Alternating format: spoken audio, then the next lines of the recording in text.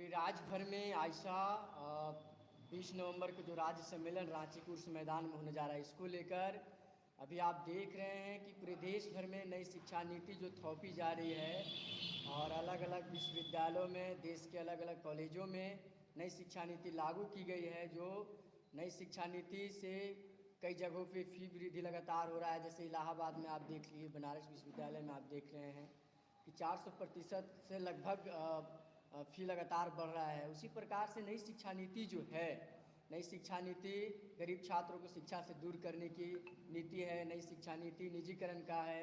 नई शिक्षा नीति ऑनलाइन शिक्षा के नाम पर गरीब छात्रों को कैसे शिक्षा से दूर करे, इसकी नीति है। आप तमाम लोग जानते हैं कि झारखंड गरीबों पर प्रदेश के नाम से जाना जाता है। यहाँ पे मनरेगा में अधिकतर लोग मजदूरी करते हैं और यहाँ पे नेटवर्क, एंड्रॉइड फ़ोन रिचार्ज के पैसे नहीं हैं छात्रों के पास। ऐसे स्थिति में जो सरकार ने बता रहा है कि 60 और 40% में हम ऑनलाइन शिक्षा देंगे, तो ये कैसे सफल हो पाएगा? इसके लिए सरकार की कोई क्या योजना है, कैसे करेगी, इस पर कोई स्पष्ट नहीं है। दूसरी बात कि नई शिक्षा नीति जो बड़े बड़े विश्वविद्यालय हैं या जितने भी विश्वविद्यालय हैं, वो तमाम विश्वविद्यालय लोन पे चलेंगे। हिफा नाम की बनाई है नई शिक्षा नीति के जरिए हायर एजुकेशन फंड एसोसिएशन, जिससे पहले तक जो सरकार देती थी वो अब सरकार अपने हाथ खींच रही है। अब लोन लेगी विश्वविद्यालय और लोन से सभी विश्वविद्यालय चलेंगे और छात्रों से वसूला जाएगा।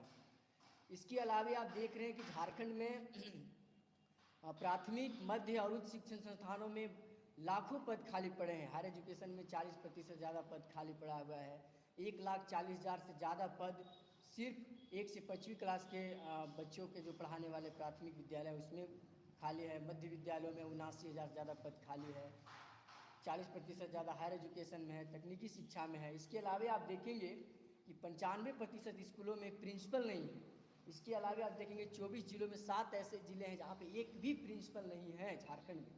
इसके अलावा 6500 स्कूलों को जो रघुवर सरकार ने जो मर्ज किया था, जो भी अभी हालात ऐसा है कि उन तमाम मर्ज स्कूलों को जो भवन है, वो भवन में गौशाला हो रहा है, उसमें कुछ लोग दारू पी रहे हैं, अपराधियों का अड्डा बना हुआ है। तो ये अभी तो हेमंत सरकार उसको चालू करने की भी अभी न्यूज में देख रहे हैं, लेकिन कैसे करेगी? और वो तमाम जो भवन है ऐसे पड़ा हुआ है और इसमें 650 करोड़ रुपया की लागत लगी है और हमारा पैसा है, आपका पैसा, ये पैसा ऐसे बर्बाद हुआ है। दूसरी बात है कि झारखंड के 8 विश्वविद्यालयों में से 80% कॉलेजों में उनका अपना प्रिंसिपल नहीं है कॉलेज का, वो किसी पद पे चल रहे हैं। वही आप देख रहे हैं कि छात्र युवाओं का एक बड़ा जो जातीय स्थानीय बनता है, उसमें 28 लाख लोगों का पेंडिंग पड़ा हुआ है, जो आंदोलन चल रहा है। तो इससे हम सरकार से एक तो मांग करेंगे कि जो कर्मचारियों का जो मांग है उसमें दोनों तरीके से बात करके उसका निकाला जाए, ताकि छात्रों का जो पेंडिंग पड़ा हुआ है उस पर काम शुरू हो सके। तो इन तमाम सवालों को लेकर हम लोग राज्य सम्मेलन की तैयारी चल रही है। इसके अलावा आप देख रहे हैं कि रांची विश्वविद्यालय सहित राज्य के अलग अलग विश्वविद्यालय में करोड़ों रुपया छात्रों से छात्र संघ के चुनाव के नाम पे लिया जा रहा है, लेकिन समय पे छात्र संघ का चुनाव नहीं हो रहा है। एनपीयू और बाकी विश्वविद्यालय की हम बात करें तो 6 साल 5 साल से चुनाव लगातार नहीं हुआ है। रांची में भी आप देख रहे हैं कि पिछले कई सालों से छात्र संघ चुनाव नहीं हुआ है। तो इन तमाम, इसके अलावा आप जान रहे हैं कि 3 सालों से जो कल्याण विभाग के द्वारा छात्र छात्राओं को साइकिल दी जाती थी उसको रोक दिया गया है। 366 करोड़ रुपया आवंटित है, उसके बावजूद भी नहीं मिल रहा है। तो इस तरह से लगातार आप शिक्षण संस्थानों में शिक्षा के प्रति जो व्यवस्था है, उन तमाम चीज़ों में आप देखेंगे कि सरकार अगंभीर है।